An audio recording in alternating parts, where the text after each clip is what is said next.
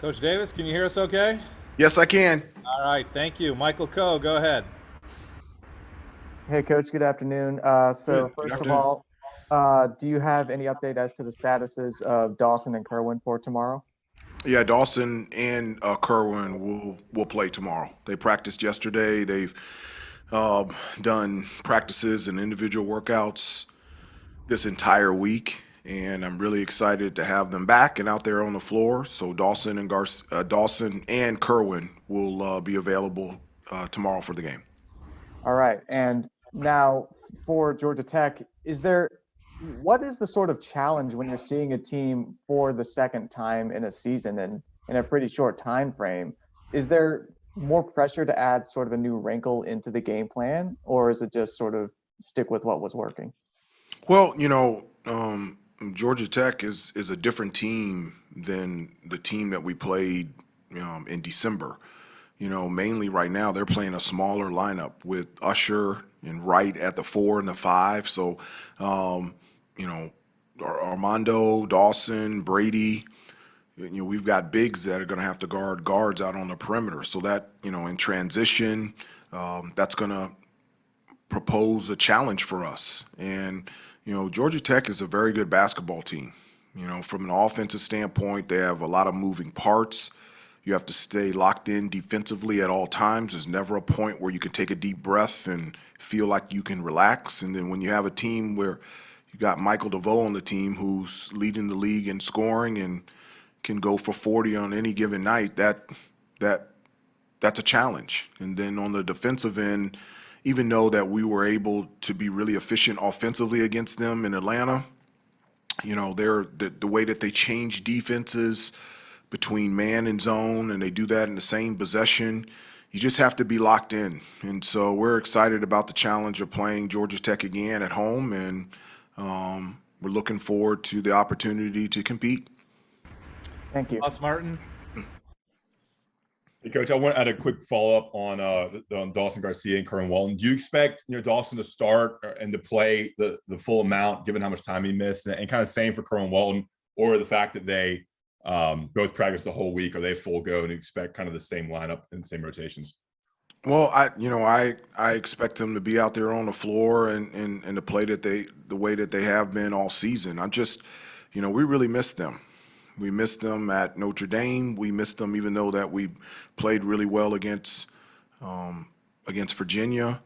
Both of those guys bring so much and add so much value to this team on both ends of the floor. And so just to have them available back in the lineup, whether they come off the bench, whether they start, they make our team much better. And so I'm just very excited that they're available and that they'll be playing for us tomorrow. Andrew Jones. Hey, Coach, after the Notre Dame game, Caleb said that they may have taken Notre Dame a little bit lightly.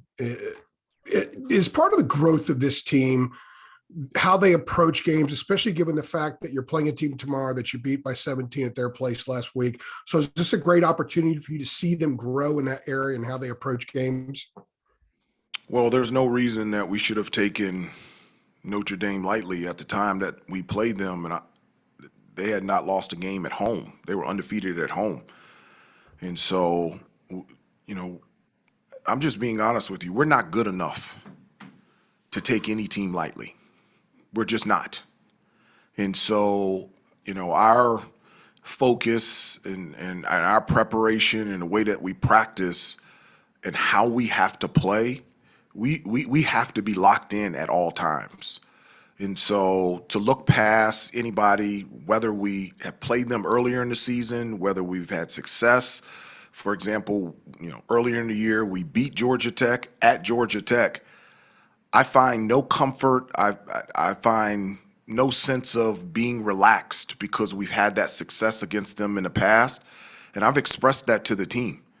We have an opportunity to play a really good Georgia Tech team with an unbelievable coaching staff. And we have the ability to be out there. And our responsibility every day at practice and every game is not to take anybody lightly, is to give every team and every opportunity our best. And so we're not good enough to look past anybody. We will not look past Georgia Tech. They're a very good basketball team. On a different topic, what do you like? A couple of things you like about the way RJ's game has grown during the season, and is there something that you want to see him do either better or more consistently that will take his game up another notch? I'm so happy with RJ. I mean, the difference between, RJ as a freshman compared to a sophomore is night and day. He's a guy that can really score, and he can score off the catch or off the dribble. He can really shoot the basketball.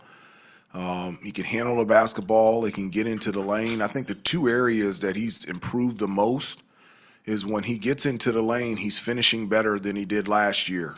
And that's an area where he worked really hard on in the summer. The other area that I'm so proud of him about is on the defensive end. He's really taken a challenge to be better and be a factor on the defensive end.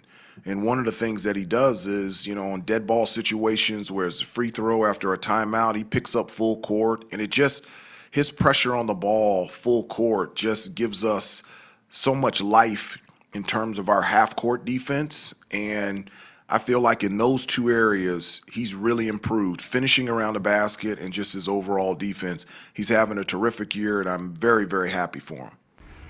Thank you. Isaiah Lucas.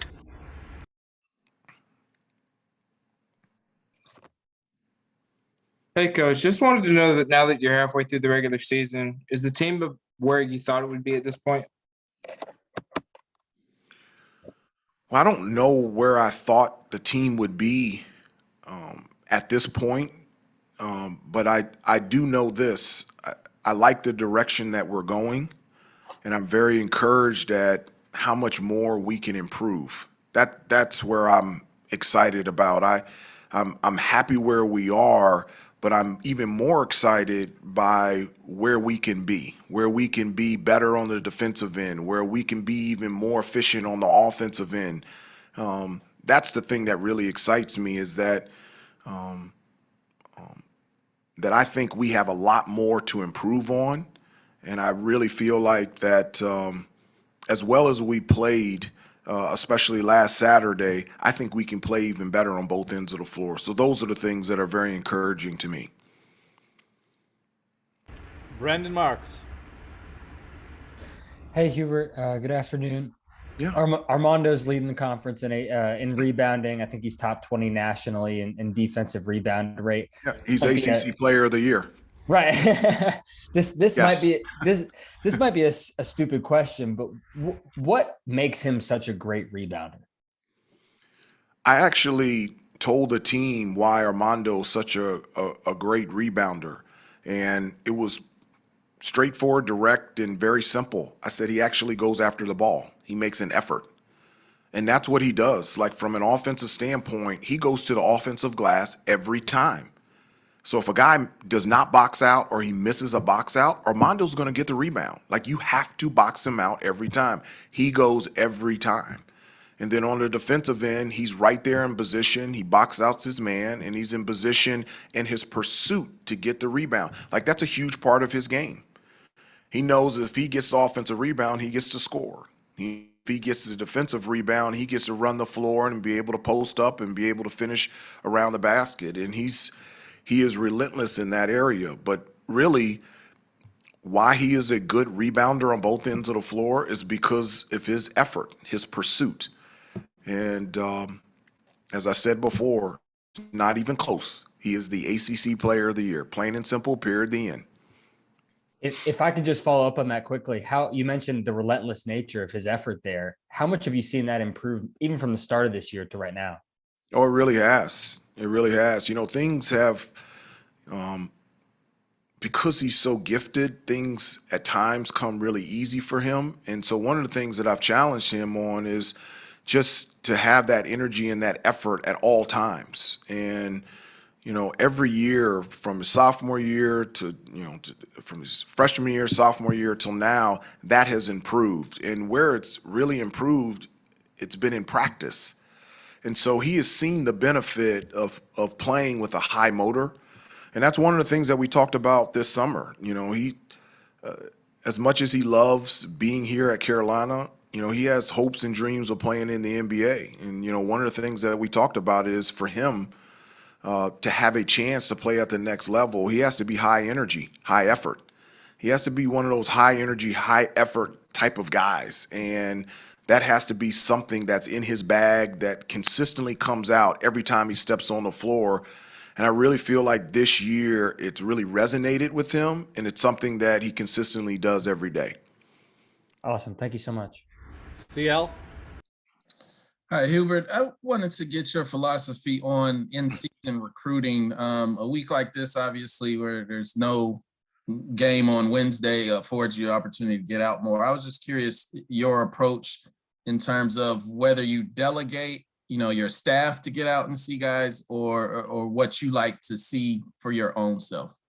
Over the last couple of weeks, we actually, one of the things that we like to do here at Carolina is, even if a guy is already committed here, we still max out in terms of the times that we're able to see him.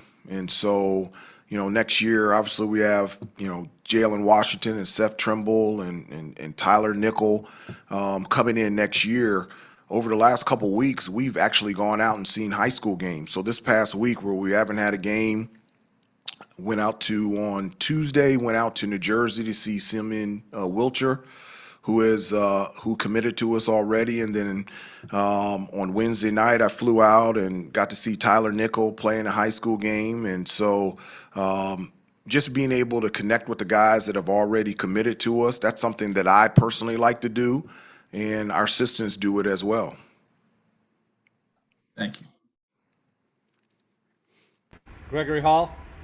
Hubert, after the Virginia game, you said that the practices leading up to it was a lot of ball movement, and people were even spectators were saying how much the guys were moving the ball and whatnot. So I was just curious what you felt like you accomplished this last week in the individual workouts, as well as during this last practice today and then yesterday.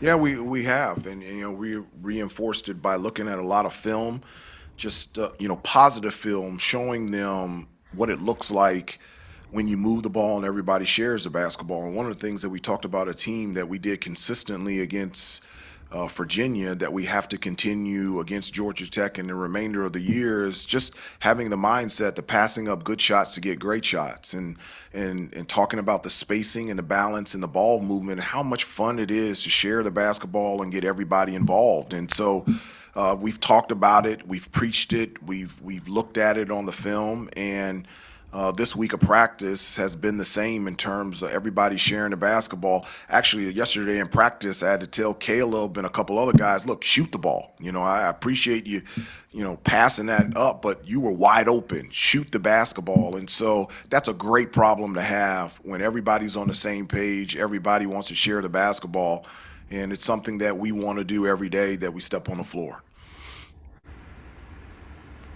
Anybody else for Coach Davis? Brendan? Yeah, Hubert, not necessarily a basketball question, but obviously just given the state of the pandemic right now and cases sort of surging in North Carolina and across the country, just wondering in terms of protocols, if there was anything you guys had changed to lock things down a little bit more, or sort of how you were handling the current surge. No, our trainers and our doctors have, they've given us such great information every week, every day. We've been, as a staff, proactive in terms of, socially being distanced, whether we're having team meetings, coaches meetings.